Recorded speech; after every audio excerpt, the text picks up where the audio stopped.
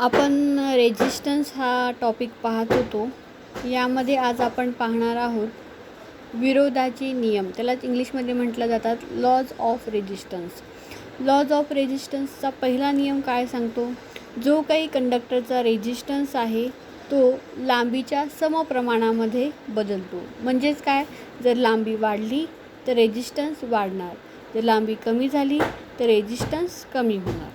त्यानंतर रेजिस्टन्सचा दुसरा नियम सांगतो, कंडक्टरचा रेजिस्टन्स हा त्याच्या स्पेसिफिक रेजिस्टन्सच्या समप्रमाणामध्ये बदलतो. कंडक्टरचा रेजिस्टन्स हा स्पेसिफिक रेजिस्टन्सच्या समप्रमाणामध्ये बदलतो. म्हणजेच स्पेसिफिक रेजिस्टन्स हा वाढला तर रेजिस्टन्स हा वाढणार, जर स्पेसिफिक रेजिस्टन्स हा कमी केला तर रेजिस्टन्स हा कमी होणार. स्पेसिफिक रेजिस्टन्सला रो या सिम्बॉलने दर्शवलं जातं. त्यानंतर विरोधाचा तिसरा नियम सांगतो, कंडक्टरचा रेजिस्टन्स हा तारेच्या क्रॉस सेक्शनल एरियाच्या व्यस्त प्रमाणामध्ये असतो. कंडक्टरचा रेजिस्टन्स हा क्रॉस सेक्शनल एरियाच्या व्यस्त प्रमाणामध्ये असतो. म्हणजेच काय, जर क्रॉस सेक्शनल एरिया वाढला तर रेजिस्टन्स हा कमी होणार आणि जर क्रॉस सेक्शनल एरिया हा कमी झाला तर रेजिस्टन्स हा वाढणार. या तीन नियमावरनं आपण रेजिस्टन्सचं सूत्र काय सांगू शकतात? रेजिस्टन्स बरोबर स्पेसिफिक रेजिस्टन्स गुणिले लांबी भागिले क्रॉस सेक्शनल एरिया. म्हणजेच काय, रेजिस्टन्सच्या पहिल्या नियमानुसार रेजिस्टन्स हा लांबीच्या समप्रमाणामध्ये असतो. त्यामुळे रेजिस्टन्सच्या सूत्रामध्ये लांबी ही वरती आली, त्यानंतर स्पेसिफिक रेजिस्टन्ससुद्धा वरती आला आणि जो भाग हा रेजिस्टन्सच्या व्यस्त प्रमाणात असतो तो त्याच्या खाली येतो. म्हणजेच रेजिस्टन्स बरोबर स्पेसिफिक रेजिस्टन्स गुणिले लांबी भागिले क्रॉस सेक्शनल एरिया. यामध्ये क्रॉस सेक्शनल एरियाचा काय फॉर्म्युला आहे तर पाय डी स्क्वेअर भागिले 4. पाय डी स्क्वेअर भागिले 4. यामध्ये आर म्हणजे रेजिस्टन्स आणि रेजिस्टन्स हा कशामध्ये सांगितला जातो तर ओहममध्ये दर्शवला जातो. त्यानंतर रो म्हणजे स्पेसिफिक रेजिस्टन्स. हा स्पेसिफिक रेजिस्टन्स हा ओहम दर घन एककमध्ये सांगितला जातो. त्यानंतर यल म्हणजे कंडक्टरची लांबी. त्यानंतर ए हा क्रॉस सेक्शनल एरिया.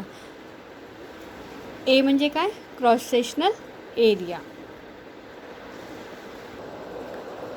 हे झाले रेजिस्टन्सचे नियम. त्यानंतर आपण पाहणार आहोत रेजिस्टरचे प्रकार. रेजिस्टरचे मुख्य 2 प्रकार आहेत, ते म्हणजे वायर बाउंड रेजिस्टर आणि कार्बन रेजिस्टर. तर वायर बाउंड रेजिस्टर काय असतं? जे काही सिरॅमिक आहे, पोर्सेलिन, बॅकलाईट, प्रेस्ड पेपर यासारख्या जे काही इन्सुलेटिंग मटेरियल आहे त्यावरती नायक्रोम किंवा युरेका यासारख्या धातूची तार गुंडाळून हे वायर बाउंड रेजिस्टर हे तयार केलेले असतात. कोणत्या इन्सुलेटिंग मटेरियलवरती? Ceramic, porcelain, bakelite, pressed paper यासारख्या इन्सुलेटिंग मटेरियलवरती नायक्रॉम किंवा युरेकाची यासारख्या धातूची तार गुंडाळून हे रजिस्टर तयार केले जातात. आणि या ठराविक किमतीचे रेजिस्टरच्या वायरचे 2 टर्मिनल हे 2 बाजूला बाहेर काढलेल्या रेजिस्टरला फिक्स्ड रेजिस्टर असे म्हणतात. आणि ठराविक किमतीच्या ठिकठिकाणी टॅपिंग काढलेल्या रेजिस्टरला हे टॅप्ड रेजिस्टर असे म्हणतात. त्यानंतर दुसरा प्रकार आहे तो म्हणजे कार्बन रेजिस्टर. तुम्हाला फिगर दिसत आहे, हे काय आहे? Carbon resistor. हे कार्बन रेजिस्टर काय असतं? कार्बन किंवा ग्राफाईटच्या भुकटीपासून विशिष्ट जाडीचे रॉड बनवले जातात. कार्बन किंवा ग्राफाईटच्या भुकटीपासून विशिष्ट जाडीचे रॉड बनवले जातात आणि त्यानंतर हे रॉड कापून आवश्यक असलेल्या किमतीचे रेजिस्टर हे बनवले जातात.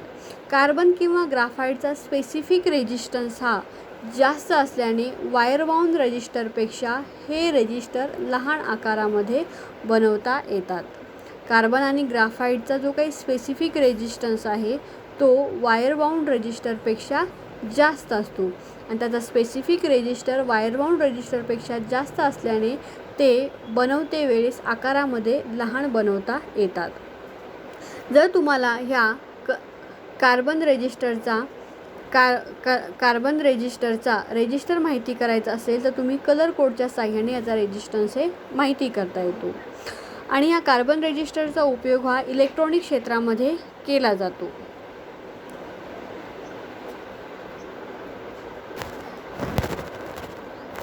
आता सांगितल्याप्रमाणे याचा स्पेसिफिक रेजिस्टन्स हा कमी असल्याने हा आकारामध्ये कमी बनवता येतात आणि याचा आकार कमी असल्यामुळे त्याची किंमत ही त्याच्या रेजिस्टन्सवरती देता येत नाही.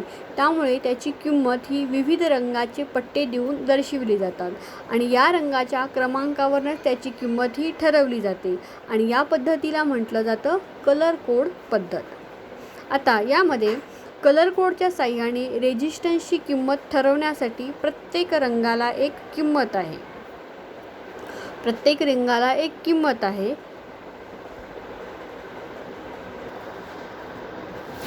रेजिस्टन्सवरती रंगाचे बँड देताना एका बाजूने जवळजवळ 3 बँड दिलेले असतात, तर चौथा हा थोड्या अंतरावरती असतो, जसं की आपण मागच्या फिगरमध्ये पाहिलो. आणि लांब अंतरावर असणाऱ्या बँडच्या विरुद्ध बाजूचा बँड हा पहिला बँड मानला जातो. आता यामध्ये जे काही वेगवेगळे कलरचे बँड यामध्ये दिलेले असतात, यामध्ये जर आपल्याला याची किंमत माहिती करायची असेल तर कशी केली जाते. जो काही याच्यामध्ये पहिल्या रंगाचा बँड असतो त्याची किंमत ही नुसती मांडून घ्यावी. त्यानंतर या रेजिस्टन्सवरती जो काही दुसऱ्या रंगाचा कलर बँड असतो त्याची किंमत सुद्धा नुसती मांडून घ्यावी.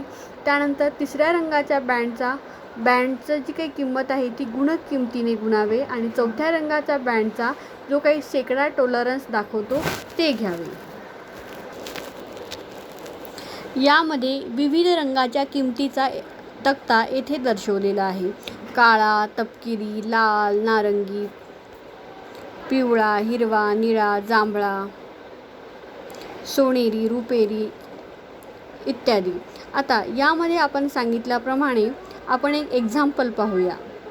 उदाहरणामध्ये जर रेजिस्टन्सवरती 4 बँड आहेत, त्यामध्ये इथे जर सपोज पहिल्या रंगाचा बँड हा तपकिरी आहे, दुसऱ्या रंगाचा बँड हा लाल रंगाचा आहे, तिसऱ्या रंगाचा बँड हा नारंगी आहे आणि चौथ्या रंगाचा बँड जर सोनेरी असेल, तर आपण पाहिलो की रेजिस्टन्सची किंमत ही कशी माहिती करावी.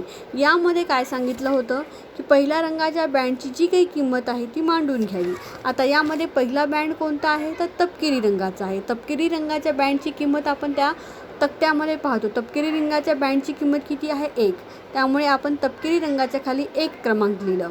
त्यानंतर दुसऱ्या रंगाच्या बँडची सुद्धा किंमत लिहून घ्यावी. दुसऱ्या रंगाचा कलर कोणता आहे लाल आहे, त्याची किंमत 2 आहे, 2 आपण लिहिलं.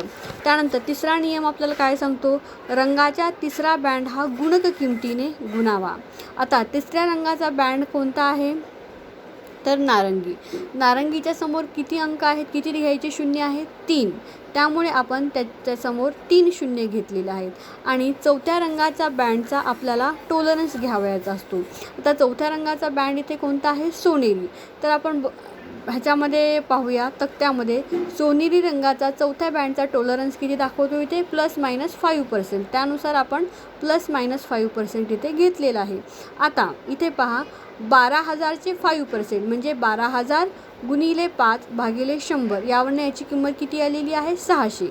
त्यामुळे आता पहा याच्यामध्ये 12,000चे 600, 12,000चे +-600 म्हणजे 12,000मध्ये आपण 600 ॲड करू शकतो किंवा 600 वजा करू शकतो. यानुसार जर आपण 600 ॲड केलं तर त्याची किंमत येते 12,600 आणि जर 600 वजा केलं तर त्याची किंमत येते 11,400. यावरनं आपण रेजिस्टन्सची किंमत काय सांगू शकतो 12,600 ते 11,400च्या दरम्यान या रेजिस्टन्सची किंमत आपण फाइंड आउट केलेली आहे. अशा प्रकारे या जे काही कार्बन रेजिस्टरची व्हॅल्यू आहे ती आपण कलर कोडच्या साहाय्याने माहिती करू शकतो.